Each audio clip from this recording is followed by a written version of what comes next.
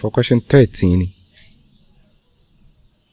it says that given that f is to x maps to x plus 3 and g is to x maps to x squared.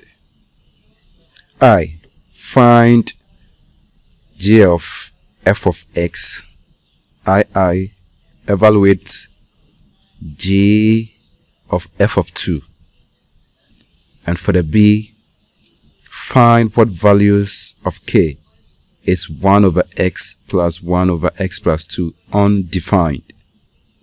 For the c, given that f of x is equal to k over x plus 1 plus 6 over x plus 2 and f of 5 is equal to 8, find the value of k. So this is the Wassce 2020, the core math theory paper, question 13. So we will be going through the solution for this particular question. So we're going to start with the A. Now for the A, you have been given two functions, f of x and g of x.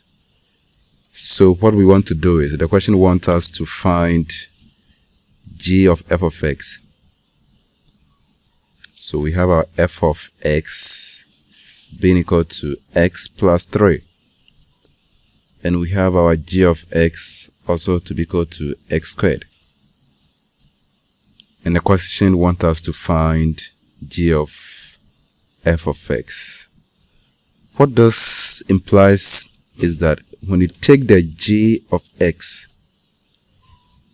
we are going to substitute f of x into that function. So when you take that function g of x, whatever that you see x, we are going to substitute the whole of the f of x in there.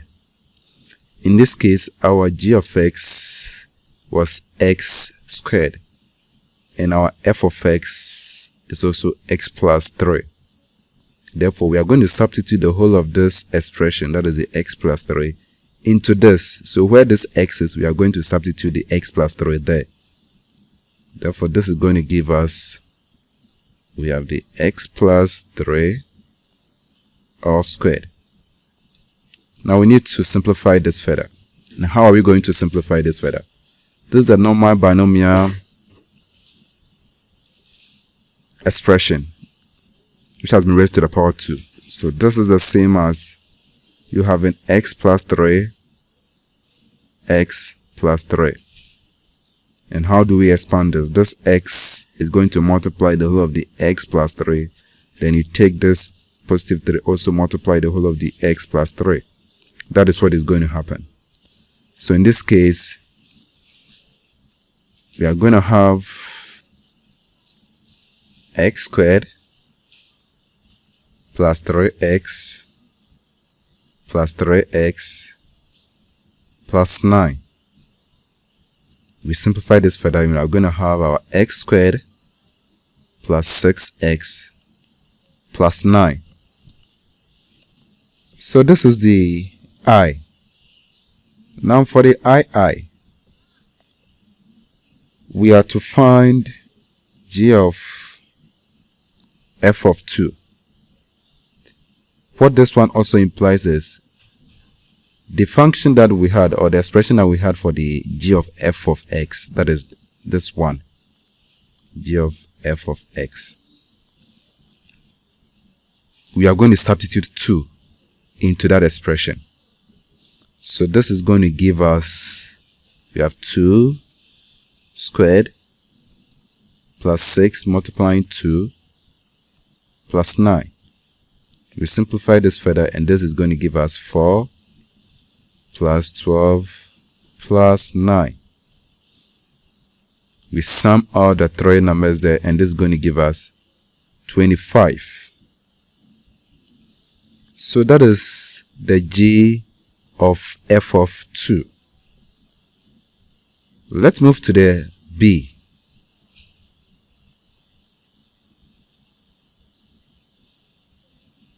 For the b, we are to find what values of x is 1 over x plus 1 over x plus 2 undefined. The question wants us to find a value for x that will make the expression 1 over x plus 1 over x plus 2 undefined.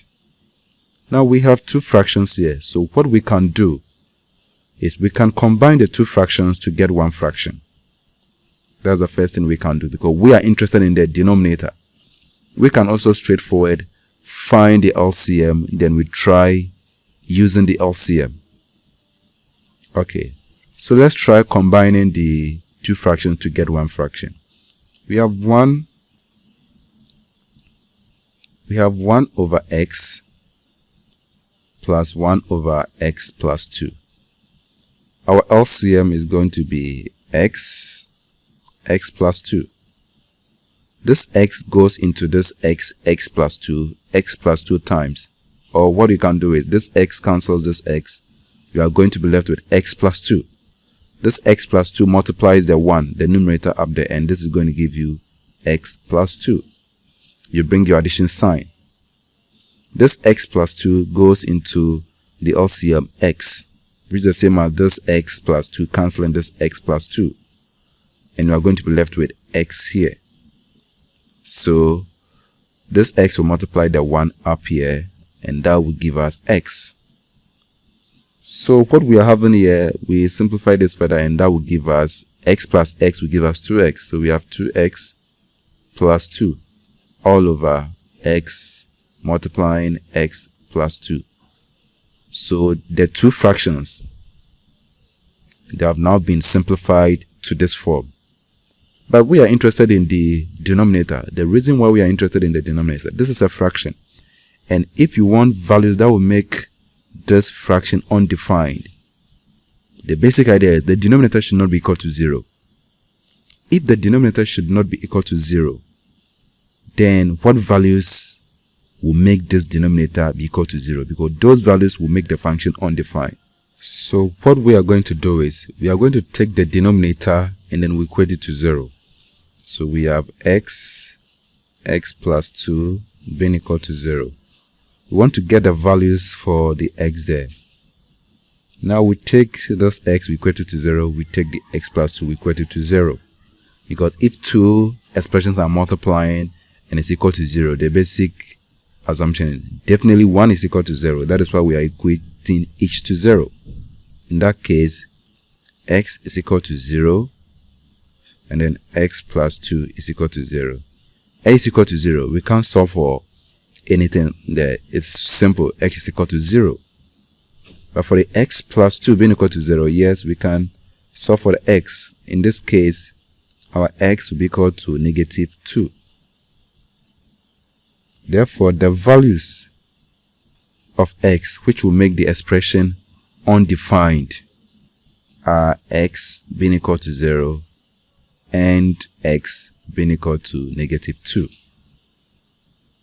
So that is the B. We come to the C.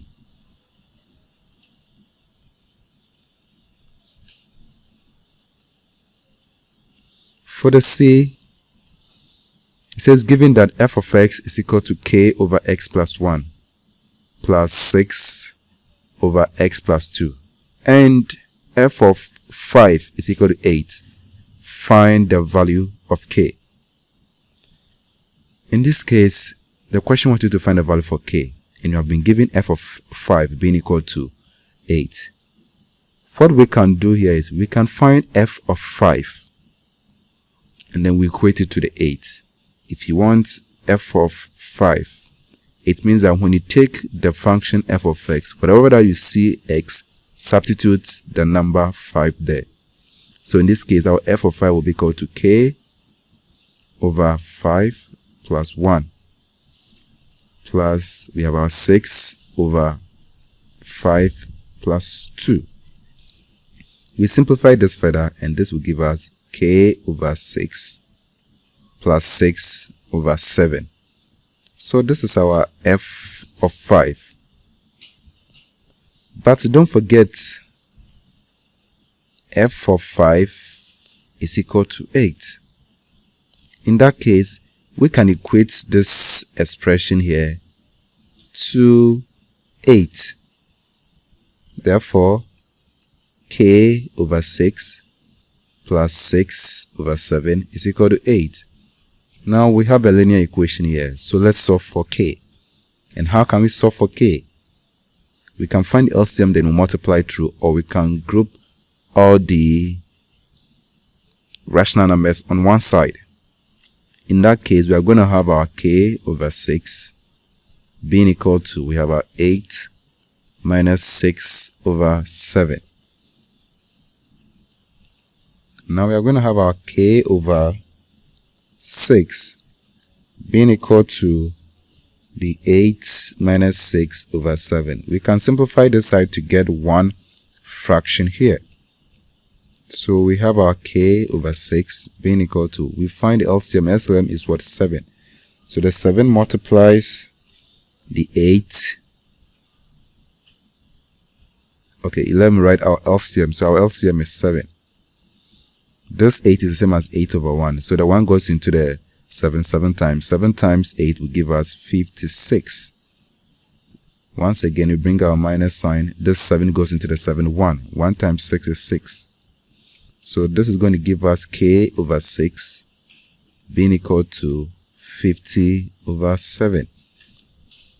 We have two fractions here, one on the other side of the equal to sign and then one on the other side. So we can do what we call the cross multiplication. The k multiplies the 7 and then the 6 multiply the 50. If that is the case, then we are going to have k times 7, and this will give us 7k being equal to 6 times 50, and this will give us 300. We are solving for k, so what do? We divide both sides by 7.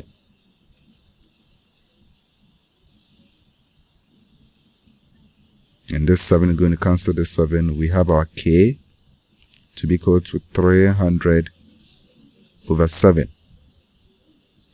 Now this fraction is improper, and it is advisable for us to leave our final answer in a mixed fraction form. Therefore, we are going to have our k to be equal to 100. 7 goes into 300 how many times? 42 times. So we are going to have k being equal to 42 whole number 6 over 7.